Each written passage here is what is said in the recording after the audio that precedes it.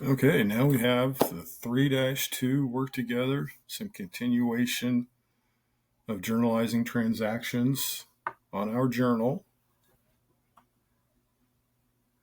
So on the work together, we're in the month of April. So it already has our previous two transactions from the 3-1 work together are already on here. So now we have April 5th, bought supplies on account from Supply Mart for $600, memo 1. Down here in the direction says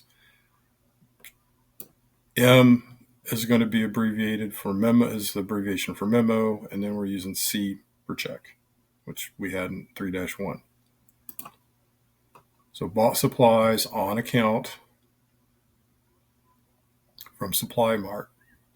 So notice there's no cash involved with this one, so we're not going to be using our cash columns. So we'll put a 5 for April 5th. And we've got our two accounts that are involved with this transaction, supplies. And we bought Norma bought these on account from Supply Mart. So this is going to be an accounts payable. So this is money that Norma has to pay in the future. So an accounts payable. So this is a liability. We'll start with supplies.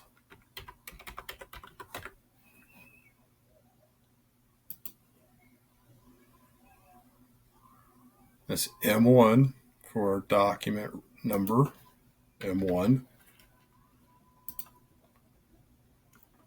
So supplies, once again, asset, increase in the value of an asset is going to go as a debit entry.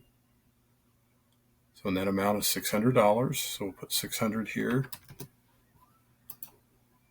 And then our other account, and since it's within the same transaction and on the same day, we don't need to repeat the day number.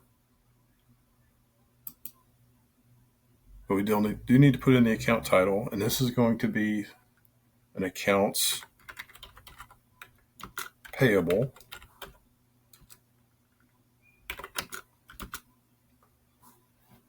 for Supply Mart.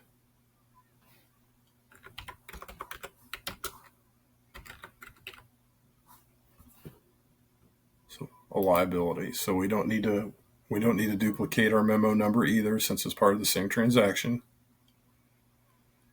So now the amount that Norma owes to Supply Mart has increased by $600 because she's going to have to pay this bill at a future date. So now she owes them. So that's increased by $600. An increase in a liability goes on the credit column.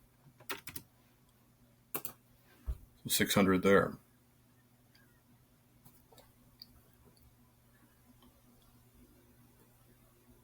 Our next transaction on the 7th, paid cash for insurance, $500. So we'll put a 7 here. And that insurance is not just going to be insurance. The account is going to be called prepaid insurance. This is paid in advance. When you pay for insurance in advance, you can't buy insurance after you need it. You have to pay for it before you need it. So prepaid insurance. Our document number is check 2, so C2.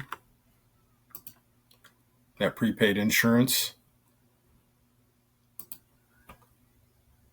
So it's an asset. And if you ever have a question about, does it go in the debit column or the credit column?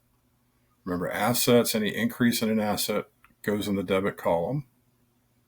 There's prepaid insurance. So increase in the asset,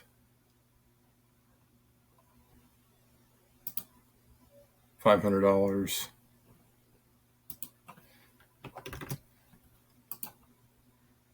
Now we paid cash. Norma paid cash.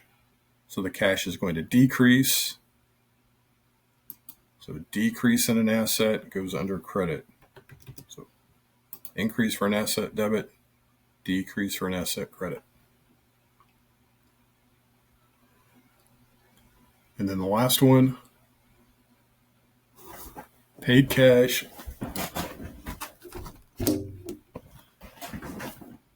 on account to Supply Mart. We'll put a 9 there.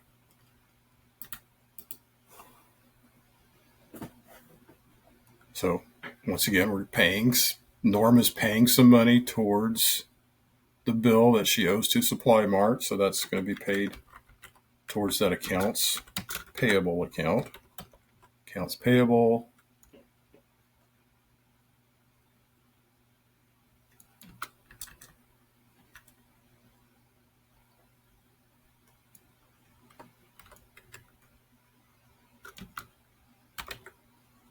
If I can get it spelled right. There we go. Supply Mart.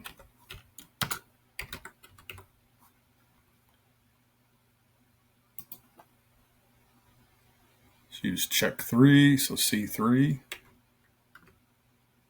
So now the amount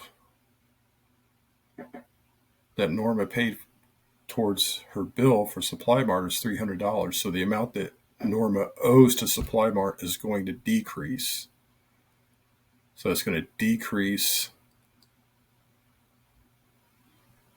the Supply Mart account. So it's like paying a credit card. If you have $500 on your credit card, you pay $300 towards that amount, it decreases down to $200. Similar situation. So the account for Supply Mart decreases by $300, so that goes in the debit side, because that is a liability. So decreases in liabilities goes under debit.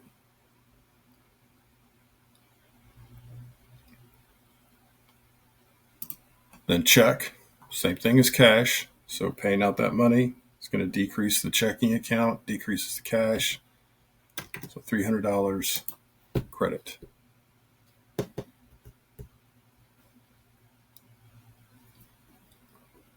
And that is the 3-2 work together.